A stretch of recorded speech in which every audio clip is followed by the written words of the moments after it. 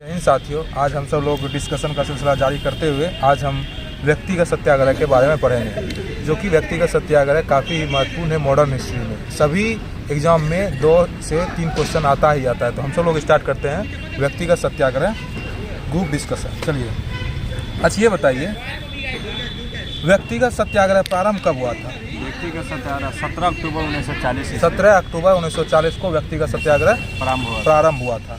ये बताइए, इसके पहले सत्याग्रही कौन थे? विनोबा भावे। पहला सत्याग्रही विनोबा भावे और दूसरा जवाहरलाल नेहरू और तीसरा आचार्य ब्रह्मदत्त। तो इसका पूछता है सबसे पहला कौन था? विनोबा भावे। दूसरा जवाहरलाल नेहरू और तीसरा ब्रह्मदत्त। ये बहुत बार यूपीएससी में पूछा है, बहुत बार एनटीपीसी में आपकी बात पूछा था, ग्रुप डे में भी पूछा था। पहला मतलब कि व्यक्तिगत सत्याग्रही कौन थे? बताइए कौन थे पहला था विनोबा भावे, हाँ। दूसरा पंडित जवाहरलाल नेहरू, हाँ। तीसरा ब्रह्मदत्त। ठीक है। अच्छा ये बताइए, मार्च 1942 ईस्वी में भारतीयों से समर्थन प्राप्त करने के उद्देश्य से किसने इसकी अध्यक्षता में एक मिशन भारत आया? स्टेफोर्ड क्रिप्स की अध्यक्षता में एक मिशन भारत आया था। कब आया था? 1942 में भारतीयों से समर्थन प्राप्त करने के उद्देश्य से स्टेफोर्ड क्रिप्स की अध्यक्षता में एक मिशन आया था। उसी को क्या बोला गया? Cripps mission. ठीक है। महात्मा गांधी ने इस मिशन को क्या बोला? Post dated cheque. क्या बोला? पोस्ट डेटेड चेक बोला। कौन बोला? महात्मा गांधी। और जवाहरलाल नेहरू ने क्या बोला? मैंने ये दिवालिया होने वाला बैंक। ये बैंक जो है ये दिवालिया होने वाला बैंक है। इस तरह से क्रिप्स मिशन क्या होता है? असफल हो जाता है। तो क्रिप्स मिशन किसके अध्यक्षता में भारत आता है? स्टेफोर्ड क्रिप्स के मिशन। और कब आता है? 1942 में आता है। ठीक है। ये बताइए, क्रिप्स मिशन की असफलता के बाद भारतीय राष्ट्र आंदोलन में एक मजबूत परिवर्तन आया। समझे? जैसे क्रिप्स मिशन असफलता मतलब असफल हो गया, तो भारतीय राजनीति में एक मजबूत परिवर्तन होता है। ठीक ना। जुलाई 1942 ईस्वी में महात्मा गांधी ने गुजरात के वर्धा में एक सर्वदलीय सम्मेलन एवं कांग्रेस कार्यकारिणी सम्मेलन का आयोजन किया गया। तो वर्धा में क्या किया गया? कार्यकारिणी सम्मेलन, सर्वदलीय सम्मेलन का आयोजन किया गया। कौन किया था? महात्मा गांधी। महात्मा गांधी। कब? गुजरात के 1942 में। जुलाई 1942। हाँ, वर्धा में किया गया था सर्वदलीय सम्मेलन। ठीक है। अच्छा, कांग्रेस कार्यकारिणी सम्मेलन महात्मा गांधी ने भारत छोड़ो आंदोलन का निर्णय लिया।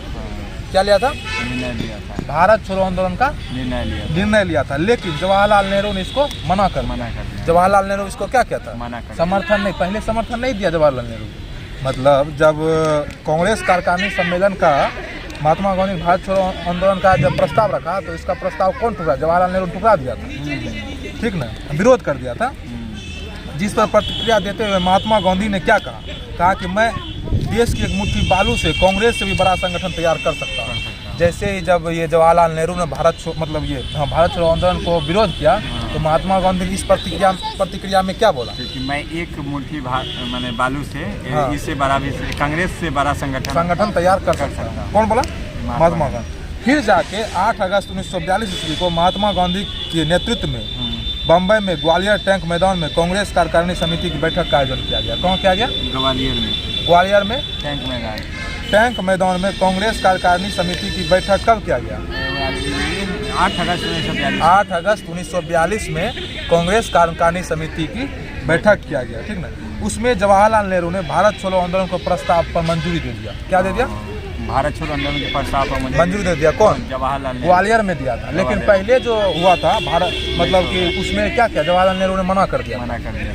उसी में गांधी जी कहे थे कि मैं एक मुट्ठी बालू से, सबसे पहला कि मैं एक मुट्ठी बालू से भी कांग्रेस से बड़ा संगठन खड़ा कर सकता हूँ। इसी दिन मतलब कि जिस दिन भारत छोड़ो आंदोलन प्रस्ताव को जब नेहरू ने पारित कर दिया था, तो महात्मा गांधी ने करो या मनो का नारा दिया। अंग्रेजों भारत छोड़ो का नारा दिया। अंग्रेजों भारत छोड़ो को मेहर अली ने दिया था। और इसी समय अंग्रेजों भारत छोड़ो का नारा देते हुए भारत छोड़ो आंदोलन का प्रारंभ कर दिया। भारत छोड़ो आंदोलन का प्रारंभ कर दिया। ठीक ना। कौन? Mahatma Gandhi. Operation zero hour कब लगाया गया? 1942 में। 8 अगस्त 1942 को ऑपरेशन जीरो आवर लगा के सभी नेताओं को गिरफ्तार कर लिया गया। 8 अगस्त 1942। हाँ, कांग्रेस के जितने भी बड़े बड़े नेता थे सभी को क्या कर लिया? गिरफ्तार कर लिया गया। अच्छा ये बताइए, महात्मा गांधी को कहाँ गिरफ्तार करके कहाँ रखा गया? महात्मा गांधी आगा को खां पहले से। और जवाहरलाल नेहरू एवं सरदार पटेल को सरदार पटेल को यहाँ अहमदनगर के किला जवाहरलाल नेहरू एवं सरदार पटेल को अहमदनगर के किला में बंद कर दिया गया। तो महात्मा गांधी को कहाँ किया गया था? महात्मा गांधी को आगा खां पैलेस में, हाँ, और जवाहरलाल नेहरू और सरदार वल्लभ भाई पटेल को अहमदनगर, और डॉक्टर राजेंद्र प्रसाद को पटना के बांकीपुर जेल, पटना के बांकीपुर में रखा गया। अच्छा, जयप्रकाश नारायण था सूर्यदेव नारायण सिंह को गिरफ्तार करके कहाँ रखा गया? इसको रखा गया हजारीबाग जेल में। कहाँ?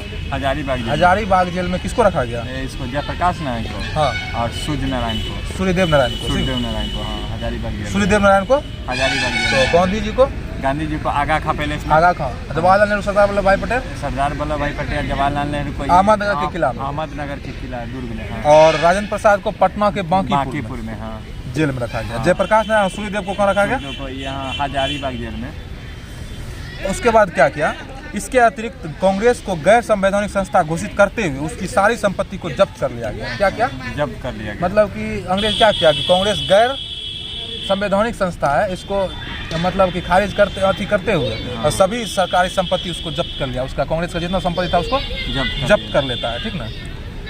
किंतु भारतीय जनता ने बिना कोई नेतृत्व के एक ऊंचाई प्रदान किया, मतलब इसमें सबको गिरफ्तार कर लिया, लेकिन जनता यहाँ साथ दे दिया। जनता क्या कि बिना कोई नेतृत्व का बहुत ये आंदोलन बहुत ऊंचा चला गया, बहुत मतलब कि आगे चला गया ये आंदोलन। इस तरह से ये आंदोलन सफल होता दिख रहा था, ठीक ना। इस आंदोलन के दौरान मुंबई, अहमदाबाद एवं जमशेदपुर के मजदूरों के द्वारा हड़ताल भी किया गया। कहाँ किया गया हड़ताल? मुंबई, अहमदाबाद और जमशेदपुर के मजदूरों द्वारा हड़ताल भी किया गया, ठीक ना। और 9 अगस्त 1942 को अरुण आसिफ अली, उषा मेहता एवं राम मनोहर लोहिया ने इस आंदोलन का भूमिगत कर मुंबई रेडियो के जरिए एक अलग गति प्रदान किया। मतलब कि मुंबई रेडियो के जरिए कौन कौन था? एक था आसिफ अली, हाँ, उषा मेहता, राम मनोहर लोहिया, सब भूमिगत हो गया। और ये रेडियो पर प्रचार करने लगा कि हम सब लोग ये आंदोलन में शामिल हो। रेडियो पर सब बोलने लगा भूमिगत होकर, ठीक ना, माने छुप के मतलब भूमिगत होकर पता ही नहीं चल रहा था, और रेडियो पर प्रचार कर रहा था कि हम सब लोग ये आंदोलन कभी खत्म नहीं करेंगे। तो उषा मेहता इसमें काफी हाथ बताया था। उषा मेहता, ठीक ना। उषा मेहता का नाम याद रखिए, ठीक है। उषा मेहता, अरुण आसिफ अली और राम मनोहर, हाँ, उषा मेहता इसमें सबसे ज्यादा था। अच्छा, मतलब कि जैसे कि कई प्रांतों में अलग अलग नेताओं ने इसका मतलब कि समर्थन दिया था। उत्तर प्रदेश में कौन दिया था? उत्तर प्रदेश में गोविंद बल्लभ पंत के द्वारा। उत्तर प्रदेश में गोविंद बल्लभ पंत। भारत छोड़ो आंदोलन के उत्तर प्रदेश में गोविंद बल्लभ पंत। दक्षिण भारत में चक्रवर्ती राजगोपालाचारी, ठीक है। उत्तर प्रदेश में गोविंद बल्लभ पंत, ठीक है। उत्तर प्रदेश में गोविंद बल्लभ पंत। अच्छा ये बताइए, इस आंदोलन के दौरान अंग्रेजी सरकार के विरोध में कई स्थानों पर समानांतर सरकार का गठन किया गया, ठीक ना। मतलब कि कई स्थानों पर अलग अलग सरकार का गठन किया गया, मतलब कि अंग्रेजों का विरोध करने के लिए अब मेरा सरकार बनेगा, ठीक ना। इस तरह से जिसमें नाना पाटिल के द्वारा कहाँ में किया गया था? मुंबई में। नाना पाटिल कहाँ सरकार गठन किया समांतर सरकार का? मुंबई के सतारा में। सतीश सामंत के द्वारा बंगाल के तामलुक जिले में। तामलुक जिले में किसके द्वारा? ये सतीश सामंत के द्वारा बंगाल के तामलुक जिले में। एवं चीतू पांडे के द्वारा उत्तर प्रदेश के बलिया में समांतर सरकार का गठन किया गया। तो नाना पाटिल कहाँ किया था? नाना पाटेकर किया था आपको मुंबई के सतारा में। सतीश सामंत किया था। सतीश सामंत बंगाल में। सतीश सामंत बंगाल के। नाना पाटिल किया था मुंबई में, ठीक ना। और बंगाल के तमलुक में कौन किया था? सतीश सामंत। बंगाल के तमलुक में सतीश सामंत, ठीक है। चिंटू पांडे उत्तर प्रदेश के बलिया में। सबसे लंबा काल चलने वाला समांतर सरकार किसका था? सबसे लंबा चलने वाला सरकार किसका था? नाना पाटिल जो कि मुंबई में सतारा में था ना। हाँ। सबसे लंबा कार्यकाल इसी का चला था, नाना पाटिल। हाँ, नाना पाटिल का, ठीक है। सतारा में स्थापित किया था। अच्छा ये बताइए, भारत छोड़ो आंदोलन के दौरान सर्वाधिक प्रभाव कहाँ पड़ा था? जैसे कि बिहार, बंगाल, उड़ीसा, उत्तर प्रदेश, बम्बई, मद्रास में देखा गया। कहाँ देखा गया? बिहार,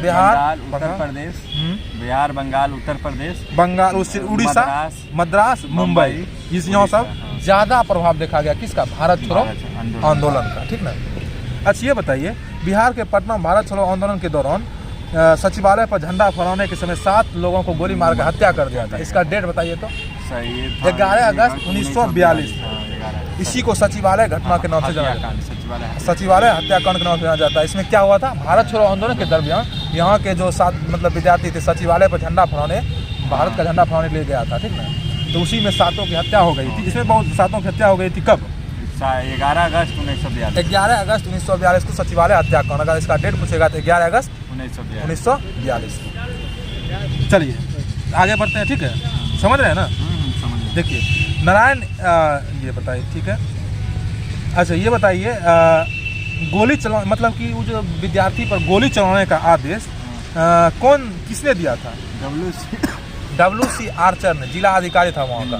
क्या था, WC आर्चर क्या था वहाँ का, जिला अधिकारी था, जिसने कि क्या किया था, गोली चलाने का किस आदेश पर दे दिया था। वही सचिवालय में जो अथी हुआ था ना, सचिवालय जो सदस्य था, 7 को विद्यार्थी को मारने का, जो उस पर गोली चलाने का आदेश किसने दिया था, WC आर्चर। WC आर्चर जो पटना के अथी थे, जिला अधिकारी था, ठीक ना। भारत छोड़ो आंदोलन के दौरान हजारीबाग जेल में बंद जयप्रकाश नारायण एवं सूर्यदेव नारायण सिंह जेल में दीवार को फोन कर भाग गए और नेपाल में रामविलास जंगल पहुंच गया। तो हजारीबाग जेल से कौन कौन भागा, रामविलास और एक नहीं जयप्रकाश नारायण और सूर्यदेव नारायण, जयप्रकाश नारायण और सूर्यदेव नारायण सिंह हजारीबाग जेल से भाग गए। नेपाल में रामविलास जंगल में पहुंच गए और वहाँ एक गठन किया, आजाद दास्ता का गठन किया। क्या, कौन आजाद दास्ता का गठन, आजाद दास्ता का गठन किसने किया था, यही जयप्रकाश नारायण, सूर्यदेव नारायण। जब ये नेपाल चला गया तो नेपाल में जंगल में आजाद दास्ता का गठन किया। जेल से भी भाग गया। भारत छोड़ो आंदोलन के दौरान कौन कौन भागा था, हजारीबाग जेल से जयप्रकाश नारायण और सूर्यदेव नारायण, हाँ भाग गया, ठीक ना। इसके पहले कमांडर नित्यानंद सिंह को बनाया गया, ठीक ना। इसका कमांडर नित्यानंद। इस आजाद दास्ता का मुख्य उद्देश्य सरकारी संपत्तियों में खजाना को नष्ट करना था। आजाद दास्ता किस उद्देश्य से बना था, ये सरकारी जितना बड़ा खजाना था उसको नष्ट कर देना था। हाँ, सरकारी खजाना को नष्ट करना था। आजाद दास्ता का यही उद्देश्य था, ठीक ना। आजाद दास्ता का, हाँ, किंतु अंग्रेजों सरकार के दबाव में आकर नेपाल सरकार के द्वारा आजाद दास्ता पर प्रतिबंध लगा दिया। मतलब अंग्रेज के दबाव में आकर नेपाल सरकार क्या किया, आजाद दास्ता को प्रतिबंध लगा दिया, ठीक ना। अंग्रेजी सरकार कठोर प्रत्यावादी नीति के कारण महात्मा गांधी पूना के आगा खां जेल में 21 दिन का अनशन प्रारंभ कर दिया। मतलब क्या क्या, पूना के आगा खां जेल में महात्मा गांधी को क्या किया था, कैद करके रखा था। इसने 21 दिन का अनशन कर दिया, ठीक है, गांधी जी। लेकिन क्या हुआ, यह अनशन कब प्रारंभ किया गया, 10 फरवरी 1943 ईस्वी को प्रारंभ किया गया। कब किया गया, 10 फरवरी 1943। कहाँ में गांधी जी अनशन किए, आगा खां, पूना के आगा खां पैलेस में, ठीक है। किंतु अंग्रेज सरकार के द्वारा गांधी जी से किसी भी प्रकार का समझौता करने के तैयार नहीं हुए थे। 13वें दिन के तबीयत अधिक खराब हो, 13वां दिन होते होते गांधी जी का तबीयत क्या हुआ, बहुत खराब हो गया, अधिक खराब हुआ। किंतु सरकार उन्हें किसी भी प्रकार, कहा जाता है क्या कि जब ये गांधी जी, सुनिए, जब ये गांधी जी जब पूना आगा खां जेल में 21 दिन का अनशन किया तो गांधी जी क्या सोचे, गांधी जी सोचे क्या कि अब जो है ना, मतलब कि अंग्रेजी सरकार मेरा बात मानेगा, हम जेल हो सकता है, जेल में अगर अनशन कर रहे हैं हो सकता है मर जाएंगे तो अंग्रेजी सरकार पर दबाव पड़ जाएगा। लेकिन अंग्रेजी सरकार अब की बार टस से मस नहीं हो रहा था। गांधी जी का अब सोच रहा था क्या कि वो सोच रहा था कि भले मर जाए जेल में ही, उसके लिए व्यवस्था भी कर दिया था, चंदन का लकड़ी उकड़ी ला दिया था अंग्रेज की, भले मर जाए। लेकिन गांधी जी इस बात को भांप गया, बोला कि अब की बार लगता है अंग्रेज नहीं मानेगा, इसलिए गांधी जी अनशन अपना खुद तोड़े और खुद खाना वाना खाने लगे। अगर गांधी जी उसी समय कुछ हो जाता तब तो भारत को और दिक्कत हो जाता। अंग्रेज तो यही सोच ही रहा था, तो गांधी जी ने यहाँ सूझबूझ से काम लिया, ठीक है। अच्छा, मतलब कि कब तक भारत छोड़ो आंदोलन स्वतः समाप्त हो जाता है, कब तक, मतलब 1944 आते आते भारत छोड़ो आंदोलन स्वतः समाप्त हो जाता है, ठीक ना। 9 मई 1944 ईस्वी को गांधी जी की जेल से रिहा कर दिया गया, ठीक ना। कब किया गया, 9 मई को, कब, 9 मई 1944 को गांधी जी को जेल से रिहा कर दिया गया।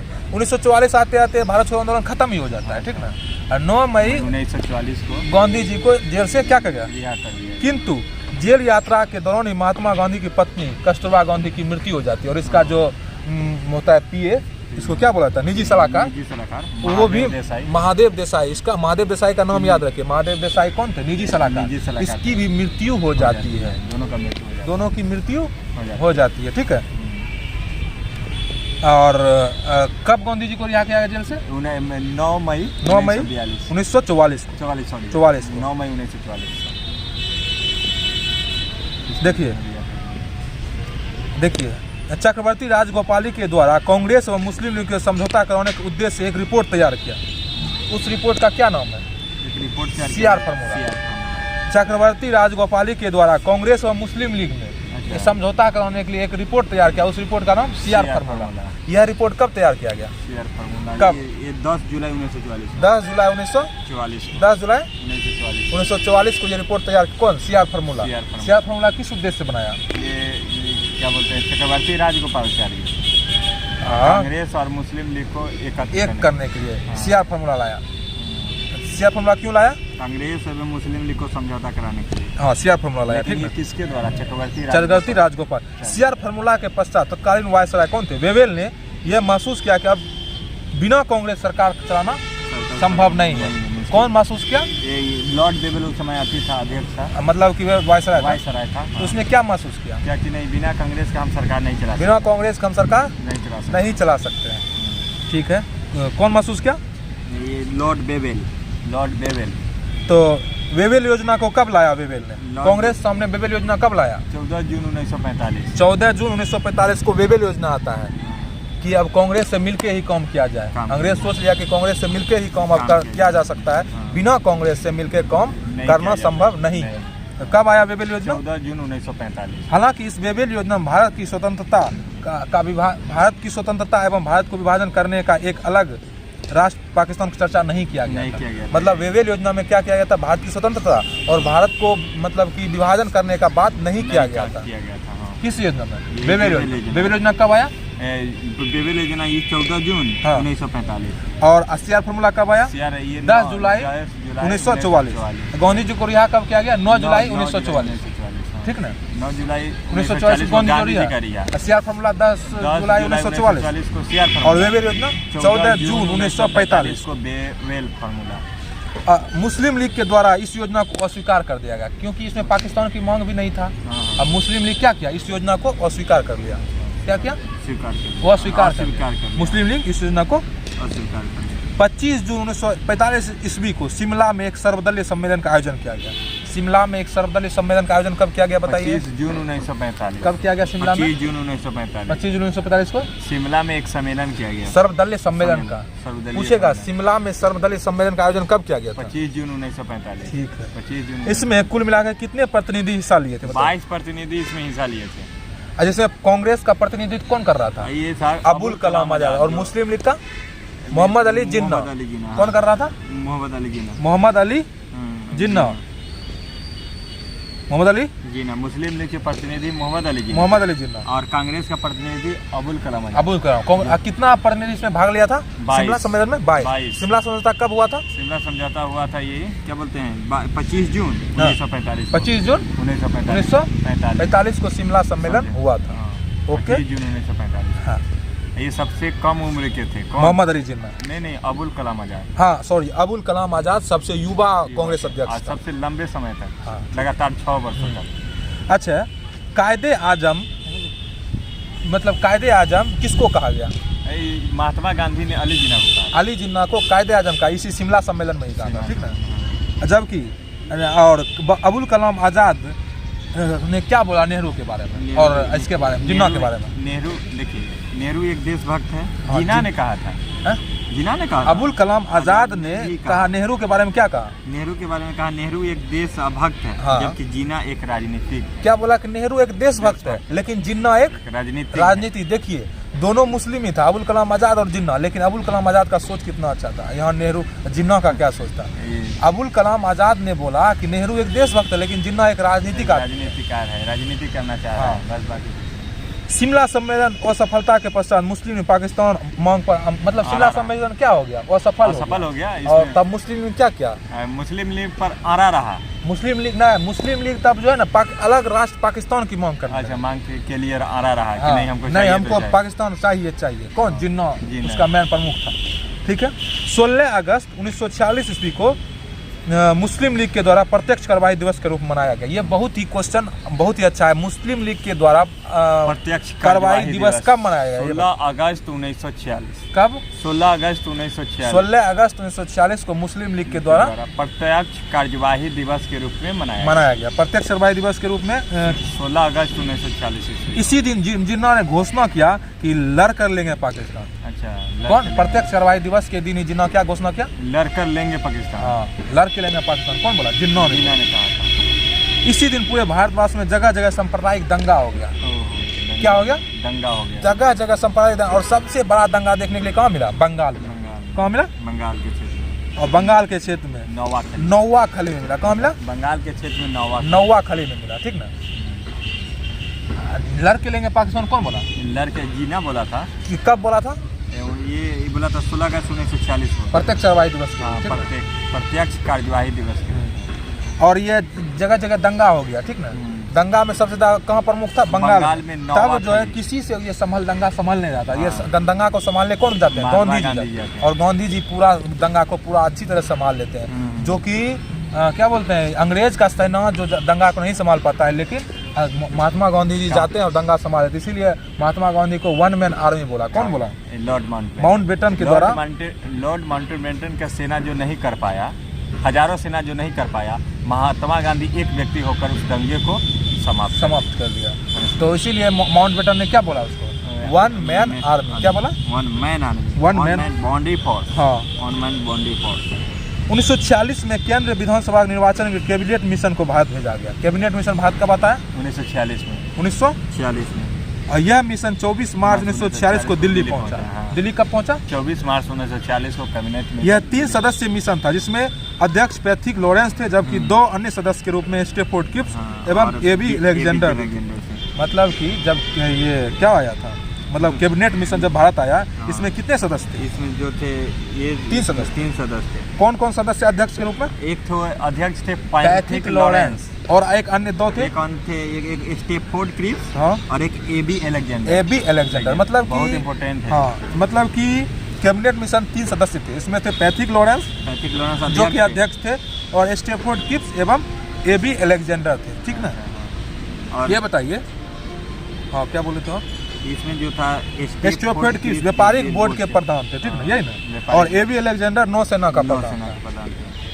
ये बताइए, कैबिनेट मिशन ने अपनी रिपोर्ट वायसराय को सामने कब प्रस्तुत किया? 16 मई 1946 को। 16 मई। देखिए, 14 मार्च 1946 को दिल्ली पहुंचा। 24 मार्च को। अच्छा, 24 मार्च 1946 को दिल्ली पहुंचा। और कब रिपोर्ट प्रस्तुत किया? 16 मई 1946 को प्रस्तुत कर दिया।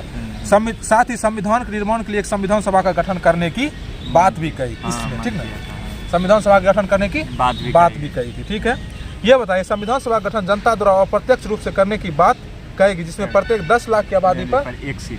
10 लाख कितने आबादी पर? 10 लाख आबादी पर एक प्रतिनिधि की व्यवस्था किया गया। 10 लाख आबादी पर एक प्रतिनिधि की व्यवस्था किया गया। ठीक है? कैबिनेट मिशन में चल रहे हैं। केंद्रीय विधानसभा चुनाव में कांग्रेस को पूर्ण बहुमत मिला। ठीक ना? इसके बाद विधानसभा चुनाव होता है, तो विधानसभा चुनाव में कांग्रेस को क्या मिला? पूर्ण बहुमत मिला। ये पूछता है, बंगाल के क्षेत्र में मुस्लिम लीग ने अपनी सरकार बनाई। बंगाल में मुस्लिम लीग ने सरकार बनाई। बंगाल क्षेत्र में कौन बनाया? मुस्लिम लीग ने अपनी सरकार बनाई। जबकि उत्तर पश्चिम सीमा प्रांत में सबसे बड़े राजनीतिक दल के रूप में मुस्लिम लीग सामने आता है। ठीक ना? उत्तर पश्चिम में, और बंगाल में मुस्लिम लीग का सरकार बनता है। ये पूछता है, बंगाल में किसका सरकार बनता है? मुस्लिम लीग का। उत्तर पश्चिम में मुस्लिम लीग सामने आता है, राजनीतिक दल के रूप में उभरता है। पंजाब क्षेत्र में किसका सरकार था? पंजाब के क्षेत्र में कांग्रेस एवं यूनियनिस्ट पार्टी का सरकार था। ठीक ना? मिलीजुली सरकार थी। अंततः 2 दिसंबर 1946 को अंतरिम सरकार का गठन किया गया। कब किया गया अंतरिम सरकार का गठन? 2 सितंबर 1946 को अंतरिम सरकार का गठन। अंतरिम सरकार गठन 2 सितंबर 1946। 2 सितंबर 1946 को अंतरिम सरकार का गठन होता है। 2 सितंबर 1946 को। ठीक है? इस अंतरिम सरकार के अध्यक्ष पद पर कौन था? तत्कालीन वायसराय वेवेल। मतलब कि अंतरिम सरकार गठन कब हुआ? 2 सितंबर 1946 को। इसके अध्यक्ष कौन थे? तत्कालीन वायसराय वेवेल, जो कि उस समय वायसराय थे। कौन थे? वेवेल नियुक्त किया गया। उपाध्यक्ष जवाहरलाल नेहरू। इसके अतिरिक्त 14 सदस्य मंत्री परिषद का भी गठन किया गया। 14 सदस्य। कितना सदस्य था? 14 सदस्य। अध्यक्ष कौन था? वेवेल। उपाध्यक्ष जवाहरलाल नेहरू। और इसके अतिरिक्त अतिरिक्त 14 मंत्री सदस्य है। पद सदस्य का सदस्य मंत्री परिषद का गठन। ठीक है, जिसमें कांग्रेस के साथ साथ मुस्लिम लीग के सदस्य को भी शामिल किया गया। कांग्रेस के साथ साथ किसको? मुस्लिम लीग के भी सदस्य को शामिल किया गया। इस मंत्रिपरिषद के कुछ प्रमुख सदस्य निम्नलिखित, जैसे जवाहरलाल नेहरू क्या बनाया गया? प्रधानमंत्री। सरदार वल्लभ भाई पटेल को गृह मंत्री बनाया गया था। डॉक्टर राजेंद्र प्रसाद को खाद्य एवं कृषि विभाग मंत्री। अरुण आसिफ अली को रेल मंत्री। ठीक है। बलदेव प्रसाद सिंह को रक्षा मंत्रालय। राजगोपालाचार्य को शिक्षा मंत्रालय। जगजीवन राम को श्रम मंत्री। योगेंद्र नाथ मंडल को कानून मंत्री। और जॉन मथाई को उद्योग एवं खनन मंत्री। उद्योग एवं खनन मंत्री कौन थे? जॉन मथाई। और मुस्लिम लीग से ऊर्जा मंत्री बनाते हैं। मुस्लिम लीग से लियाकत अली कुंवर जी मतलब कि हरमुस जी भामा। कुंवर जी हरमुस जी भामा ये कांग्रेस से थे, जो कि ऊर्जा मंत्री थे। और मुस्लिम लीग से लियाकत अली को क्या बनाया गया? वित्त मंत्री बना दिया। वित्त मंत्री। बताइए। वित्त मंत्री लियाकत अली को वित्त मंत्री बनाया गया। इस तरह से 20 फरवरी 1947 ईस्वी को ब्रिटेन के तत्कालीन प्रधानमंत्री क्लेमेंट एटली ने भारत स्वतंत्रता के संबंध में एक घोषणा की क्या क्या घोषणा? जून 1948 ईस्वी से पहले भारत को आजाद कर दिया जाएगा। कौन घोषणा किया? ये यहाँ के जो थे तत्कालीन प्रधानमंत्री क्लेमेंट एटली ने कब, मतलब कि जून 1948 से आते आते भारत को आजाद कर दिया जाएगा। 24 मार्च 1947 ईस्वी को वेवेल के स्थान पर माउंटबेटन भारत का वायसराय बन के आता है। कौन आता है? लॉर्ड वेवेल की जगह लॉर्ड माउंटबेटन भारत का वायसराय बन के आता है। कब? 24 मार्च 1947 को भारत का वायसराय बन के कौन आता है? 24 मार्च 1947 को लॉर्ड वेवेल की जगह लॉर्ड माउंटबेटन आता है। ठीक है। 18 मई 1947 ईस्वी को भारत समस्याओं का समाधान करने के उद्देश्य से वे लंदन चले गए और पुनः भारत आकर 3 जून 1947 को ईस्वी को यह योजना प्रस्तुत किया, जिसे माउंटबेटन योजना कहा गया। ठीक। 3 जून माउंटबेटन योजना कब प्रस्तुत किया गया? 3 जून 1947 को। कब? 3 जून 1947 को माउंटबेटन योजना को प्रस्तुत किया गया। ठीक ना। इस योजना के द्वारा कांग्रेस ने भारत के विभाजन को स्वीकार कर लिया है। कांग्रेस क्या किया? भारत के विभाजन। माउंटबेटन योजना के तहत कांग्रेस ने क्या किया? भारत के विभाजन का स्वीकार कर लिया। ठीक है। 4 जुलाई 1947 ईस्वी को भारतीय स्वतंत्रता विधेयक ब्रिटिश संसद में प्रस्तुत होता है। मतलब ब्रिटिश संसद में भारत स्वतंत्रता विधेयक कब प्रस्तुत? 4 जुलाई 1947। 4 जुलाई 1947 को ब्रिटिश में एक क्या होता है? ब्रिटिश संसद में विधेयक पारित होता है, मतलब कि प्रस्तुत होता है भारत की स्वतंत्रता के लिए। 18 जुलाई 1947 ईस्वी को स्वीकार कर लिया गया। मतलब ये स्वतंत्रता के लिए जो पारित हुआ था बिल, मतलब कि ब्रिटिश संसद में 18 जुलाई 1947 को स्वीकार कर लिया गया। 14 अगस्त 1947 ईस्वी को भारत का विभाजन करके एक अलग राष्ट्र पाकिस्तान बन गया। अलग राष्ट्र पाकिस्तान कब बना? अलग राज्य पाकिस्तान 14 अगस्त 1947 को।